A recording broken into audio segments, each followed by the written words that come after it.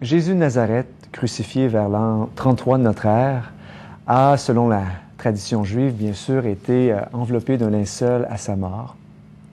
Les chrétiens de tous âges ont tenté de chercher ce suaire que l'on appelle Saint-Suaire. Et c'est à se poser la question si ce linceul serait à Turin aujourd'hui.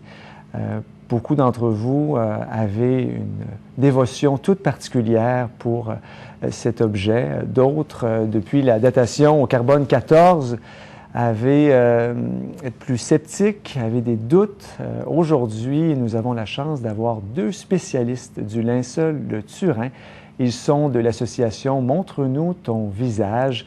Tout d'abord, M. Jacques Barra, bonjour. Bonjour. Chercheur scientifique, bienvenue. Et également Béatrice Guépéraud, vous êtes la présidente de cette association et également professeure de culture religieuse. Tout à fait. Bienvenue sur le plateau de Focus catholique. Alors tout d'abord, j'aimerais savoir, qu'est-ce qui vous a amené à vous intéresser à ce linceul? Alors, en 1988, quand on a publié les résultats du carbone 14, je me suis dit, encore une relique qui n'a aucun intérêt, comme des tas d'autres reliques. Et puis 10 ans après, je me suis aperçu, d'une manière très fortuite, grâce à un article qui avait été écrit dans les revues de Saint-Benoît-sur-Loire, d'un livre qu'il conseillait de lire et qui parlait du linceul de Turin qui était étudié par des chercheurs non-croyants. Et j'ai été intéressé de lire ce livre et c'est là où je me suis aperçu que ce linceul n'était pas seulement un linge, mais avait un visage. Et c'est ce visage qui m'a beaucoup interrogé et qui m'interroge encore. Pour vous, Béatrice? Moi, c'est une vieille histoire, pas du tout dans le même genre. J'ai rencontré l'image du linceul à l'âge de 20 ans, après un événement douloureux. On venait de perdre notre mère. Et c'est devant cette image d'un mort qui aurait dû me faire horreur, parce qu'un mort supplicié, c'est pas très beau à regarder, que curieusement, j'ai retrouvé une très grande paix. Et à chaque fois que je regarde cette image, que ce soit le visage ou le corps entier, je retrouve cette onde de paix que j'ai enfouie une grande partie de ma vie, mais 12 ans plus tard, j'étais alors mariée, j'avais des enfants, de quoi m'occuper, et j'ai eu la chance de rencontrer un des experts qui rentrait de l'expertise de 78, qui a été un peu le grand boom de la recherche, avec une convergence extraordinaire de beaucoup de disciplines. Et on a eu une conférence fabuleuse que j'ai pas eu trop de mal à mémoriser, parce que le cœur était déjà un peu rempli de cette présence. Et je ne me doutais pas que j'allais en parler publiquement pendant le reste de ma vie. Et puis les choses se font très simplement et très doucement. J'ai beaucoup rencontré des jeunes dans les écoles. Je leur montrais timidement une petite carte postale. Et puis peu à peu, on m'a donné des photos, j'ai lu des livres comme Jacques. Et j'ai fait partie de cette association pour pouvoir être crédible, pour me tenir au courant de choses objectives, parce que moi je ne suis pas une scientifique et que j'avais besoin de dire des choses fiables. Et ça m'a accompagnée jusqu'ici. Très intéressant aujourd'hui d'en parler parce que pour certains, le débat est clos depuis la datation au carbone 14. Alors pourquoi justement aujourd'hui, beaucoup de scientifiques, mais également des gens là, de partout, des chrétiens et des non-chrétiens se disent, bien, écoutez, loin d'être clos, il faut continuer d'approfondir ce dossier qu'est le linceul de Turin. Alors, vous parlez de la datation au carbone 14, donc c'est évident. Cette datation a été, il faut le dire d'abord, elle a été bien faite. Il y a les 3 laboratoires qui ont travaillé, Arizona, Zurich et Oxford. Les contrôles ont été bien faits et ils ont trouvé des résultats qui étaient cohérents. Ça a été publié dans une revue scientifique Nature, qui est une très bonne revue. Et donc le résultat était que ce linceul datait du Moyen-Âge par le carbone 14. Mais il y a des tas d'autres éléments des tas de gens qui ont cherché bien avant et dont les conclusions avaient été, après, on a estimé à 150 000 heures de travail, que ce linceul était du 1er siècle. Alors, le carbone 14 peut apparaître comme le point en dehors de la courbe. Et donc, il faut faire attention de tirer des conclusions trop hâtives. Et dans la recherche, souvent, quand on a des résultats contradictoires, quand on a 10 résultats qui vont dans un sens et un qui vont dans l'autre sens, on cherche à savoir celui qui va dans l'autre sens, pourquoi. Donc il faut savoir pourquoi ce tissu a été rajeuni. Il y a une deuxième chose qui est importante pour le tissu aussi, c'est la formation de l'image qu'aucun scientifique jusqu'à présent n'est arrivé à comprendre, à reproduire. Et toutes les reproductions qu'on a faites étaient un peu risibles. Donc, si quelqu'un va sur Internet aujourd'hui et voit là, des sceptiques qui disent que c'est facile de pouvoir représenter le tout, on a juste qu'à faire un tamponnage d'un bas-relief et c'est réglé, alors pas du tout. Moi, ça me fait un peu rire, parce que cette image a une propriété tridimensionnelle, c'est-à-dire que chaque point est codé en fonction d'une dimension. Et lorsqu'on le représente avec le logiciel VP8 de la NASA, et on s'aperçoit que c'est vraiment une image qui a une propriété unique et que personne n'est arrivé à reproduire. Et puis une image qui est une projection orthogonale, donc extrêmement belle, sans déformation, alors que n'importe quel tamponnage va épouser les formes et mettre à plat quelque chose qui est en 3 dimensions. Et nécessairement, c'est déformé. Ça ne ressemble pas. Bon, vous avez parlé de cette courbe où il y a tellement d'éléments qui nous rappellent que oui, ça pourrait être ce linceul. Qu'est-ce qui joue en sa faveur, là? Alors, il y a d'abord sa dimension. 8 coudées sur 2 coudées. C'était des coudées assyriennes, je crois, donc qui n'étaient pas du tout de l'époque du Moyen-Âge. Bon. Il y a la manière dont est tissé ce linceul, ce tissu de lin. Il y a la manière dont il est teint, qui est une pratique qui était avant le 7e siècle. Ensuite, il y a aussi des preuves qui sont un peu plus indirectes, mais très importantes. C'est qu'au Moyen-Âge, si on avait voulu faire un faux, on l'aurait fait complètement différent. Il y a 4 éléments. Oui. Le premier élément, c'est qu'on n'aurait jamais osé représenter le Christ nu. Jamais? Jamais. Dans l'iconographie religieuse, ça n'existe pas, à ma connaissance, parce qu'on peut toujours trouver quelqu'un qui va vous trouver. Disons que les 99,999%, je n'ai pas trouvé. Bon. Quand on veut reproduire ce tissu, quand on fait une peinture, on met un pagne. Très bizarrement. Donc on a l'impression que l'artiste n'a jamais osé représenter le Christ nu. Ça, c'est un point important. Deuxième point important, au Moyen-Âge, l'image qu'on avait de la crucifixion, c'était le clou dans la paume et pas dans le poignet. La couronne d'épines, c'était une couronne d'épines très fine et pas un casque, comme le suggère le linceul de Turin. Et puis la manière de porter la croix aussi, on ne portait que le patibulum. Donc on a des excoriations qu'on peut voir sur le linceul au niveau du dos, pas au niveau de l'épaule. Donc, celui qui aurait voulu faire un faux au Moyen-Âge n'aurait jamais représenté le Christ comme ça, parce qu'il n'aurait pas été crédible. Et ça, je crois que c'est un point extrêmement important à souligner. Sans parler des réalités médicales qu'on ne connaissait pas du tout au Moyen-Âge, c'est que les médecins vous disent tranquillement que ici vous avez une coulée veineuse parce qu'une épine a traversé la veine frontale et ça coule lentement de façon sinueuse, on reconnaît une forme de 3. Et puis ici vous avez une coulée artérielle avec une épine qui a traversé l'artère temporale et qui coule en jet saccadé. Le Moyen-Âge ne connaît pas la circulation sanguine.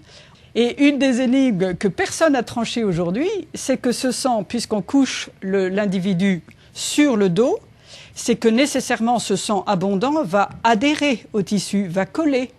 Et donc au moment où le corps sort, par quelque raison que ce soit, forcément on devrait trouver des traces des fibres de lin hérissées, arrachées. Or les savants sont formels et ils disent il n'y a aucune trace, tout est bien rangé, ce qui est une anomalie. Et eux-mêmes font ce constat que peut-être les saintes femmes ont fait le matin de Pâques. Qu'est-ce qui s'est passé? Parce que certains chercheurs voient l'insulte de Turin purement d'un point de vue naturel, oui. Et d'autres pensent à une cause surnaturelle qui pourrait être la résurrection du Christ. Où vous situez-vous par rapport à cette question? Alors, pour le scientifique, la résurrection n'est pas un phénomène reproductible. Oui. Donc on ne peut pas l'étudier plusieurs fois. La résurrection, ce n'est pas le domaine de la science, c'est le domaine de la foi. Le linceul n'est pas une preuve, c'est un signe. Et c'est très important de le dire, parce qu'une preuve, c'est mathématique et ça vous enferme. Vous ne discutez pas que 2 et 2 font 4. Mais un signe, c'est un petit clin d'œil pour dire, si tu veux aller jusqu'au Christ, tu peux. ton intelligence peut être rassurée par une convergence de choses assez étonnantes. Je dirais même un luxe de détails. S'il s'agissait d'une momie égyptienne, il y a longtemps qu'on l'aurait authentifiée. Le linceul du Christ, ça dérange un peu plus. Mais l'intelligence a de quoi être rassurée. Et j'aime bien aussi la comparaison que j'ai retrouvée chez Claudel, donc j'étais assez contente. Je disais quelquefois, le linceul, vous savez, ce n'est qu'une chrysalide vide. C'est beaucoup plus important de regarder le papillon qui est sorti, qui est le Christ ressuscité. Finalement, c'est plus important d'aller à la messe, voir le corps du Christ dans les mains du prêtre, que d'aller à Turin faire la queue à l'ostension de Turin. Mais n'empêche que c'est vrai que ce linceul, avec cette empreinte mystérieuse en creux, me ravive cette idée que Jésus est vraiment venu chez nous. Et moi qui avais une foi un petit peu intellectuelle en sortant de la Sorbonne et de mes études à l'époque où j'ai rencontré le linceul, je peux vous dire que ça a remis tout ce qui était un peu rangé dans les idées au niveau du cœur. Alors, historiquement, est-ce qu'on a des indices? On parle souvent qu'on connaît sa piste, on est capable de la voir depuis le Moyen Âge. Est-ce qu'on a d'autres, des éléments qui nous permettent de remonter jusqu'au Moyen-Orient, jusqu'à la Palestine? Oui, c'est important. Alors, là, disons que je crois qu'avec certitude, on peut remonter jusqu'en, disons, 1150, 1195. Parce qu'il y a ce qu'on appelle le Codex Pré, qu'on a découvert à Budapest il y a une cinquantaine d'années. Et ce Codex Pré montre d'une manière certaine que celui qui a peint, qui a cette enluminure, a vu le linceul. Parce que sur ce codex, on voit des brûlures d'encens en forme de L qu'on retrouve sur le linceul de Turin. On voit un Christ nu avec 4 doigts, le pouce rétracté, comme sur le linceul de Turin. Et ça montre une authenticité fantastique et on est sûr que ce linceul était à Constantinople grâce au Codex de Pré avant le sac de Constantinople. Donc bien avant son séjour à Lirée, en Champagne, voilà, que l'on connaît bien. Et la donc, datation ça, du carbone 14. Maintenant, avant, c'est un peu plus délicat. Parce qu'on pense qu'avant, il venait d'Édesse. Et à Édesse, il y avait ce qu'on appelait un mandilion. Et un mandilion représentait un visage du Christ non fait de main d'homme. Le gros problème, c'est qu'on ne sait pas si ce mandilion était le linceul de Turin plié en 8, où on ne montrait que l'image de la face du Christ, ou s'il y avait 2 éléments, le mandilion et le linceul, quand en 944, l'empereur de Constantinople fait le siège d'Édesse. L'empereur s'engage à ne plus attaquer la ville contre cette image non faite de main d'homme. Donc on ne sait pas si c'est le mandilion ou le linceul de Turin. Mais l'évêque de Constantinople, le 16 août 944, lorsque le linceul arrive à Constantinople, je ne me souviens plus de son nom. Grégoire le référendaire. Voilà, pour les littéraires. Grégoire le référendaire décrit pas uniquement une image d'un visage, mais la plaie du côté droit du Christ. Donc ça prouve que c'était quelque chose de plus important. Et on possède ce manuscrit au Vatican, donc c'est intéressant parce que c'est une preuve qu'on peut montrer. Voilà. Avant, c'est très très bizarre parce qu'on a très peu de renseignements. Il y a quand même les évangiles apocryphes qui parlent dans 3 évangiles apocryphes du linceul, donc il semble quand même que le linceul n'ait pas été détruit après la résurrection du Christ.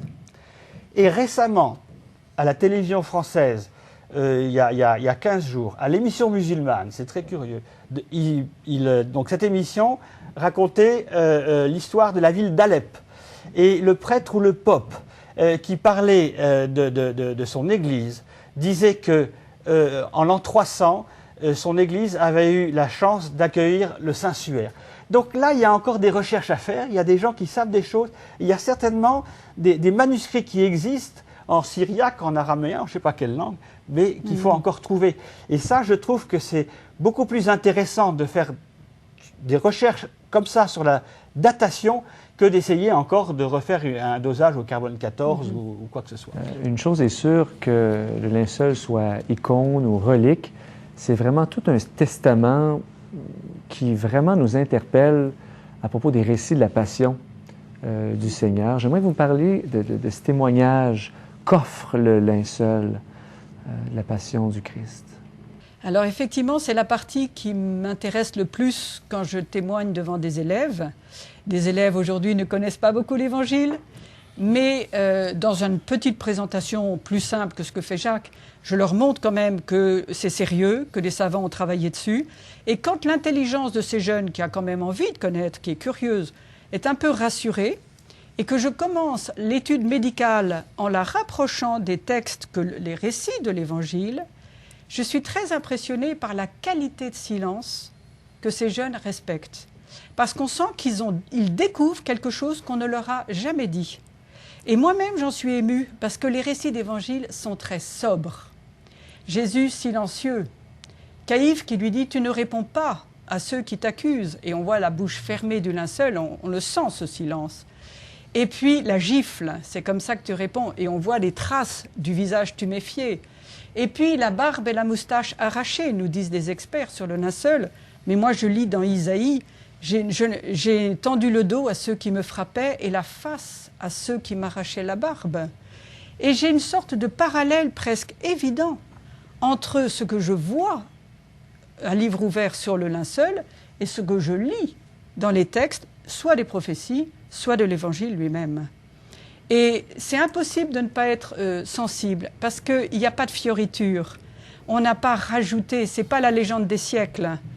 Et on arrive à ce moment-là, on s'approche du chemin de croix. Par le chemin de croix, on arrive à la Passion. Et nous avons été frappés dans notre association par la venue d'un médecin qui nous disait « Mais le Christ aurait pu mourir avant. Même au pied de la croix, le cœur était à bout. Il était consentant. Il a voulu donner sa vie. Ma vie, on ne me la prend pas, je la donne. » Et je suis très bouleversée par les 7 paroles finales, parce qu'elles ont coûté très cher. Quand on sait qu'on meurt par asphyxie, par tétanie douloureuse, il faut vraiment le vouloir pour pousser les pieds et reprendre de l'air pour parler. Et chacune de ces paroles, qui est consignée dans l'Évangile, mérite, je dirais presque qu'on devrait les lire ou les écouter à genoux maintenant, parce qu'on sait ce qu'elles ont coûté. Il fallait qu'il ait envie de laisser cet ultime message. Travailler de cette façon, faire connaître ce linceul, qu'est-ce que ça a changé à votre vie de foi comme catholique, comme chrétien? J'aimerais savoir, est-ce que ça vous... Je ne vais pas dire que ça n'a rien changé à ma vie de foi. L'étude du linceul ne m'a pas... Le fait que le Christ soit mort et ressuscité, c'est ma foi et le linceul n'y a rien changé. Seulement, je me dis que ce linceul qu'on va voir peut-être à Turin en 2010... Oui, une ostension qui est annoncée par Benoît XVI. C'est le linceul qu'a vu Saint Jean le jour de Pâques. Et c'est le linceul dont Dieu s'est servi pour révéler son message, pour dire à Saint Jean que le Christ était ressuscité.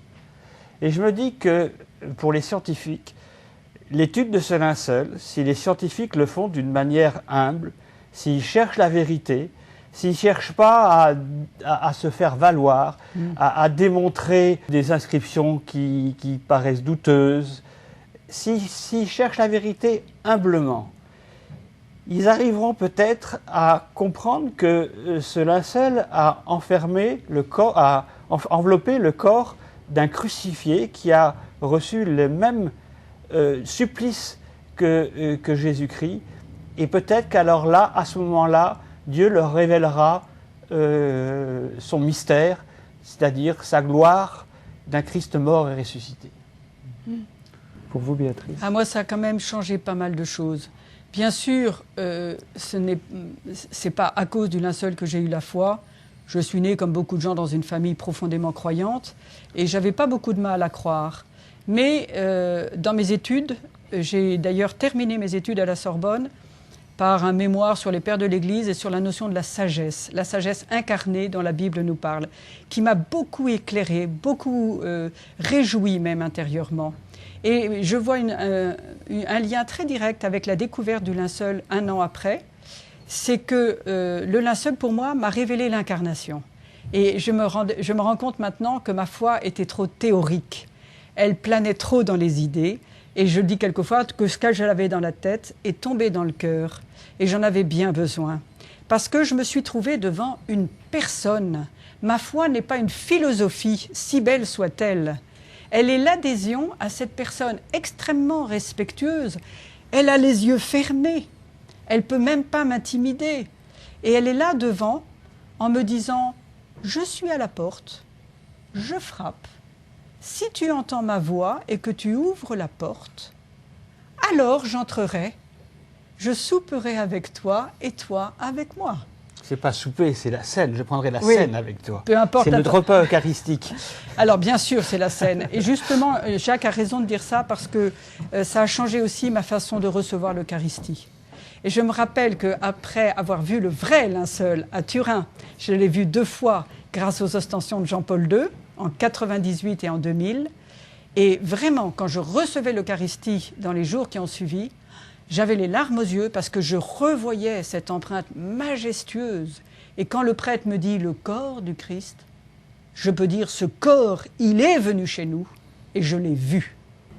Pour tous ceux et celles qui aimeraient approfondir la question, qu'est-ce que vous avez à leur suggérer de par votre association? Montre-nous ton visage. Alors, nous avons très modestement une revue qui est publiée 2 fois par an, qui est intéressante quand même pour des gens qui ont déjà un petit peu lu sur le linceul, qui connaissent l'essentiel des principales découvertes. Et nous continuons de nous maintenir au courant et de tenir au courant nos lecteurs sur l'état d'avancement des recherches, pour ne pas, comme dirait Jean-Paul II, ne pas prendre pour certains des résultats qui ne le sont pas. Donc opérer un peu un discernement. Et en même temps, développer toute cette contemplation du linceul. Beaucoup de gens ont eu la révélation de cette image comme source de prière. Et on trouve ici ou là des très très beaux textes qu'on a envie de publier pour aider les gens à contempler. Et votre site web, c'est là? Alors nous avons un site en effet qui est tenu par notre fondateur, Monseigneur Thomas, et c'est www.suaire-turin.com. Bien, on vous invite vraiment à aller faire un tour et à redécouvrir ce linceul de Turin, quelques mois maintenant avant cette ostension de 2010. Jacques, Béatrice, merci infiniment de votre visite dans nos studios. Si vous avez des questions ou des commentaires sur cette émission, je vous invite à nous les faire parvenir au focus@cleslumières-tv.org. Mon nom est Jasmin Lemieux-Lefebvre. Je vous dis à la prochaine pour une autre édition de Focus catholique.